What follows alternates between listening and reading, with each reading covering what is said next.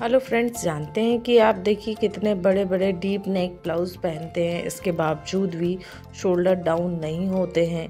तो इसका एक कारण होता है, इस तरीके से कटिंग करेंगे तो आपके भी शोल्डर डाउन नहीं होंगे और डीप नेक ब्लाउज़ आप चाहो जितना पहन सकते हो। तो देखिए इतने डीप नेक ब्लाउज़ भी शोल्डर डाउन नहीं हो रहे हैं, तो एक इसका परफेक्ट तरीका होता है। उस तरीके से अगर हम ब्लाउज़ की कटिंग करेंगे तो हमारे ब्लाउज़ की भी ये है जो शोल्डर डाउन नहीं होंगे और डीप नेक ब्लाउज़ हमारा तैयार होगा। तो आज की वीडियो में आप सभी का स्वागत है। ये देखिए मैंने फैब्रिक ले लिया है और इसका मेन फैब्रिक है, ठीक है। तो मैं आपको फ्रंट पार्ट में सिंपल टक्स वाला डीप नेक ब्लाउज़ की कटिंग आज आपको सिखाने वाली हूँ, ठीक है।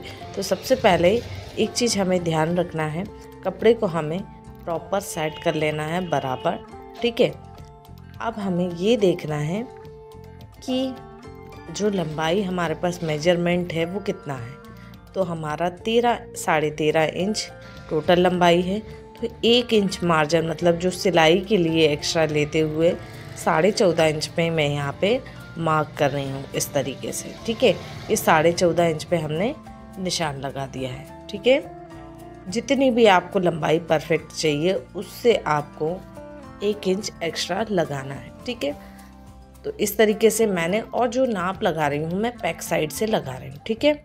ये जो साइड है जिस तरफ मैं इंची टेप रख रही हूँ तो ये बैक साइड से नाप लगा रही हूँ। तो अब देखिए सेकंड जो नाप है वो गले का है।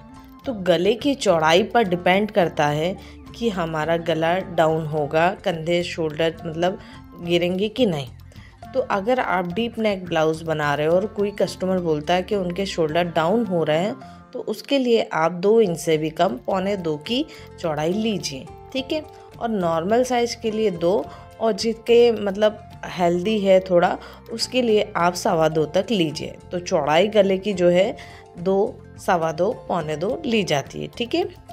अब इसके बाद देखिए शोल्डर जो होते हैं, शोल्डर कितने चाहिए, देखो 1 इंच का भी चल रहा है आजकल, 1.5 इंच का भी चल रहा है, 2 इंच का भी चल रहा है। तो मान लीजिए 2 की चाहिए तो मैं यहाँ पे लूँगी 3 इंच ये शोल्डर की चौड़ाई। अब 3 इंच क्यों लिया है, 2 इंच तो हमारा परफेक्ट जो बन के आना है और 1 इंच हमें स्टिचिंग में लगेगा, इसलिए। अगर अभी तक आपने हमारे चैनल को सब्सक्राइब नहीं किया है तो प्लीज़ चैनल को सब्सक्राइब कर लीजिए। वीडियो अच्छी लगे तो वीडियो को लाइक भी कीजिएगा, शेयर कीजिएगा, कमेंट कीजिएगा, ठीक है। अब देखिए आर्म होल, तो 5.5 आर्म होल में क्यों ले रही हूँ, 5.5 आर्म होल इसलिए ले रही हूँ क्योंकि मेरा जो चेस्ट है वो 34 का है। मतलब सीने का जो गोलाई है वो कितने की है, 34 है। हमारे पास कोई नाप का ब्लाउज़ नहीं है तो 34 के साइज में हमेशा हम 5.5 इंच रखेंगे। तो ये आप नोट कर लीजिएगा, जब आप बार बार बनाएंगे तो आपको ऑटोमेटिक याद हो जाएगा। पर फिलहाल के लिए आप नोट कर लें कि 34 इंच के ब्लाउज़ में हम 5.5 लेते हैं, ठीक है।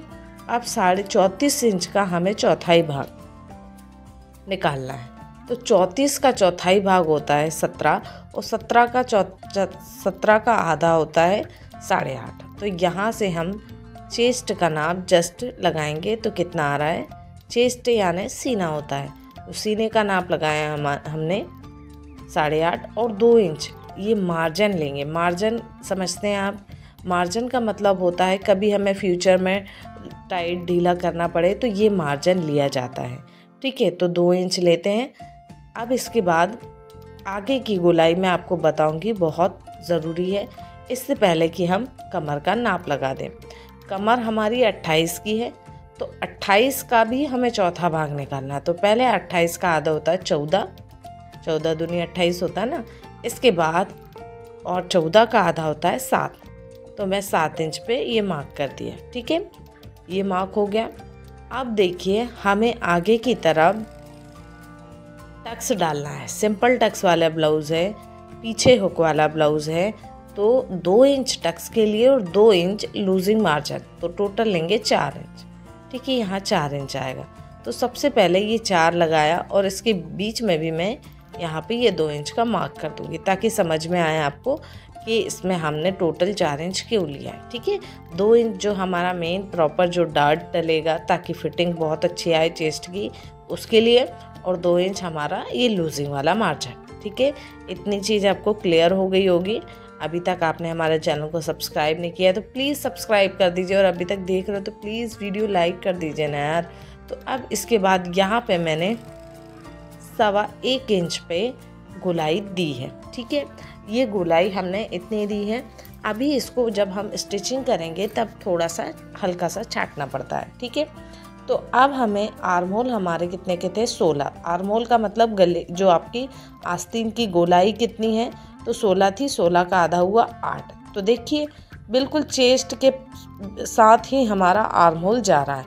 अगर इस तरीके से आपका चेस्ट और आर्म होल बराबर आ रहा है, इसका मतलब आप एकदम परफेक्ट ब्लाउज बना रहे हो, कटिंग एकदम सही जा रही है। इसके बाद गला हमें जितना भी चाहिए, 6 चाहिए, 6.5 भी चाहिए, डीप जितना भी चाहिए, तो मैं 6.5 ले रही हूँ। तो यहाँ पे मैंने लंबाई का एक मार्क कर दिया। इसके बाद आप ध्यान से देखिएगा, यहाँ पे हमें जो गले आपके फैलते हैं ना, वो यहाँ की वजह से फैलते हैं। अब ये देखिए, ऊपर मैंने 2 इंच लिया था यहाँ पे।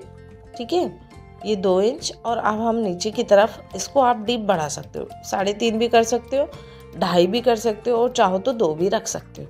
तो इस तरीके से ये तिरछा मार्क कर लेंगे, पर ऊपर ध्यान रखना है, हमें कोई चेंज नहीं करना है। ठीक है, यहाँ पे हम 3 इंच ले रहे हैं और यहाँ हम गोलाई दे देंगे। ठीक है, यहाँ पे 3 इंच लेके गोलाई, ऊपर हमने कोई चेंज नहीं किया, ऊपर 2 इंच ही है। ठीक है, यहाँ पे जहाँ मार्क करेंगे वो चौड़ाई 3 इंच थी और ऊपर वाली 2 इंच है। ये चीज़ ध्यान रखना, तो आपका ब्लाउज़ कभी भी ख़राब नहीं होगा, कभी भी नहीं बिगड़ेगा। आप कैसे ही कितने ही हेल्दी कस्टमर का ब्लाउज़ बना लें, कितना ही डीप ब्लाउज़ कटिंग कर लें, उसको स्टिच कर लें। अब देखिए, स्टिचिंग के लिए हमने आधा इंच लिया है, तो हमें सभी जगह आधा इंच ही दबाना है ना सिलाई में। अब जो हमने मार्क लगाया है, बिल्कुल मार्क के ऊपर ही हमने इसको कटिंग करना है। ठीक है, कुछ इस तरीके से। कभी कभी हमें शोल्डर भी डाउन करना पड़ता है।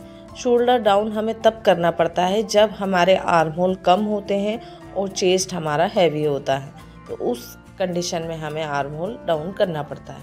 इससे पहले वाले वीडियो में दिया गया है कि डाउन कैसे किए जाते हैं। अगर वीडियो अच्छी लगी हो तो वीडियो को लाइक, चैनल को सब्सक्राइब। मिलते हैं नेक्स्ट